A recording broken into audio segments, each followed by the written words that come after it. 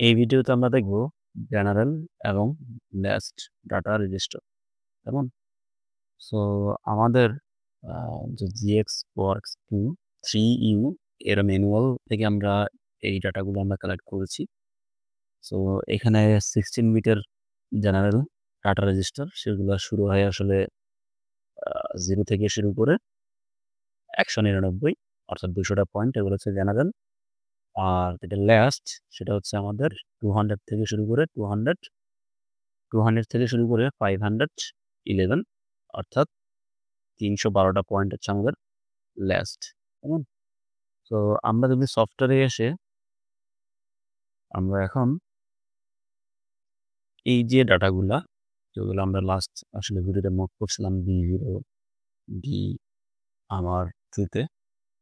So আমি এই দশমিক সংখ্যাটা ধরুন আমি মুভ করব আমাদের একটা লাস্ট ডাটা রেজিস্টার D200। কেমন? সো আমি এখানে এখানে একটু চেঞ্জ করে দিলাম। তাহলে আমি যদি এটাকে আসলে কম্পাইল করি, দেন আমি স্টার্ট সিমুলেশন দিই।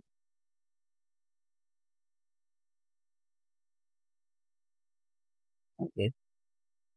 সো আমি যখন এসিসটাকে প্রেস করব, প্রেস করে আমি ডিবাগে এসে এটাকে যখন আমি অন করলাম, তখন আমার ডাটা রেজিস্টারে ভ্যালুগুলো আসলে জমা হয়ে গেছে।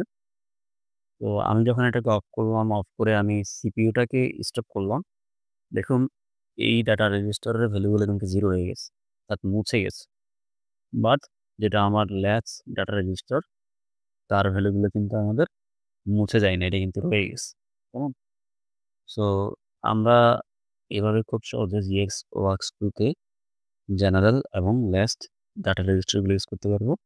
সকলকে অসংখ্য ধন্যবাদ। আসসালামু আলাইকুম।